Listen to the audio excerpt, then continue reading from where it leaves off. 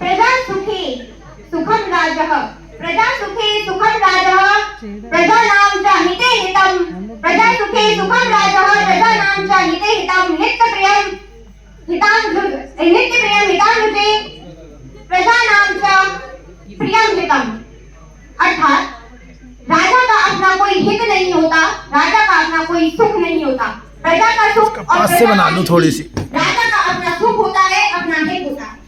Okay. आचार्य चाणक्य के इस मंत्र में लोक कल्याणकारी राज्य का बीज मंत्र छिपा हुआ है। यदि लोक कल्याणकारी राज्य एक साध्य है तो सुशासन एक साधन है, और उसी सुशासन को स्थापित करने का काम किया भारत रत्न श्री अटल बिहारी वाजपेयी जी ने।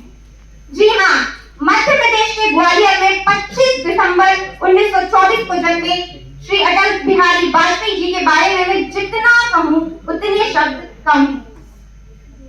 एक ऐसा व्यक्तित्व जिसका विरोध विरोधी तक करने से हिचकिचाते थे। इस हिंद राष्ट्र के ऐसे चट्टानशील प्रधानमंत्री जो केवल कहते नहीं थे बल्कि उस कार्य को अपनी क्षमता से ज्यादा करके दिखाते थे। चाहे मैं बात करूं पोखरण में परमाणु परीक्षण की, या बात करूं कारगिल में फतेह ऑपरेशन विजय की, या मैं बात करूं फॉरेन पॉलिसी की, टेलीफोन रिफॉर्म्स की, या मैं बात करूं सर्व शिक्षा अभियान। क्या बात, बढ़िया। सर्व शिक्षा अभियान लागू करके अटल बिहारी वाजपेयी जी ने देश की शिक्षा व्यवस्था में अत्यधिक सुधार लाया था। उसके बाद शिक्षा व्यवस्था में जो अपव्यय और अवरोधन का स्तर था ना, उसमें 40% का सुधार हुआ था। भारतीय राजनीति का भीष्म पितामह, अजात शत्रु कहे जाने वाले अटल बिहारी वाजपेयी 9 बार लोकसभा और 2 बार राज्यसभा के सांसद रहे। इतना ही नहीं, वो पहले ऐसे गैर कांग्रेसी थे जो लगातार 3 बार भारत के प्रधानमंत्री बने।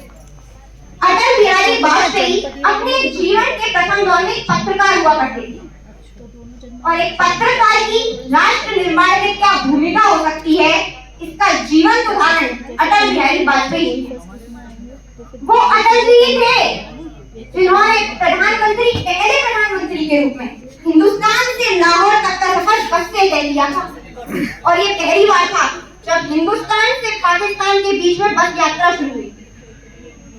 ये पहली बार था जब किसी भारतीय राजनेता ने पाकिस्तान की समृद्धता पर जोर दिखाया था, क्योंकि उनका मानना था कि अपनी तरक्की के साथ साथ दूसरों की भी तरक्की हो। ऐसे महान व्यक्तित्व रखते थे अटल बिहारी वाजपेयी। इसीलिए उसी को मद्देनजर रखते हुए हमारी सरकार ने 2014 से उनके जन्म दिवस को सुशासन दिवस के रूप में मनाने की घोषणा की। क्योंकि ऐसा हम सभी सोचते होंगे कि सुशासन दिवस ही क्यों? क्योंकि अटल जी के लिए सुशासन के मायने थे कि एक ऐसा शासन जो न केवल नागरिकों की समस्याओं का समाधान करे बल्कि उनकी आकांक्षाओं को पूरा करे, उसमें पारदर्शिता हो, समानता हो। उनका दिखाया हुआ एक एक कदम हमें ये दिखाता है कि हाँ, शायद सुशासन तो उन्हीं को जाता है। इसीलिए हमारी सरकार ने उनके जन्म दिवस को 2014 से सुशासन दिवस के रूप में मनाने की घोषणा कर दी। हमें अटल बिहारी वाजपेयी की इतनी उपलब्धियां हैं कि हम क्या कहें। वो कहते थे कि राष्ट्र हित से बड़ा कोई हित नहीं और राष्ट्र नीति से बड़ी कोई राजनीति नहीं। अटल बिहारी वाजपेयी जी के हमारे समाज के लिए एक बहुत बड़े प्रेरक हैं। अगर हम उनके दिखाए हुए कदमों पर चलें तो यकीन मानिए कि हम इस समाज को न केवल एक मजबूत समाज बना सकते हैं बल्कि इस समाज में एक इतनी बड़ी ताकत ला सकते हैं कि समाज के प्रत्येक व्यक्ति को समानता सम्मान मिल सके। अब अंत में मैं केवल इतना ही कहूंगी, क्योंकि बाकी सब तो कह चुके हैं लोग और नहीं कहना है मुझे ज्यादा परेशान करके। अटल जी ने अपनी कुछ कविताएं लिखी है, वही बताना चाहूंगी।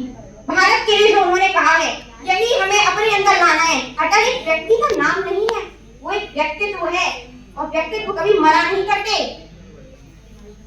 अटल जी ने भारत के लिए कहा है कि ये बंधन की भूमि है, अभिनंदन की भूमि है, ये दर्पण की धरती है, तर्पण की धरती है। इसकी नदी नदी हमारे लिए गंगा है, कंकड़ कंकड़ हमारे लिए शंकर है। इसकी नदी नदी हमारे लिए गंगा है, कंकड़ कंकड़ हमारे लिए शंकर है। हम मरेंगे, हम जिएंगे तो भी मरेंगे भी तो इस भारत के लिए। और अगर मरने के बाद भी गंगा जल में बहती हमारी अस्थियों को कोई कान लगा के सुनेगा ना, तो उसे केवल एक ही आवाज आएगी, भारत माता की जय। जय। बोलिए सभी मेरे साथ, भारत माता की जय। तो धन्यवाद। आओ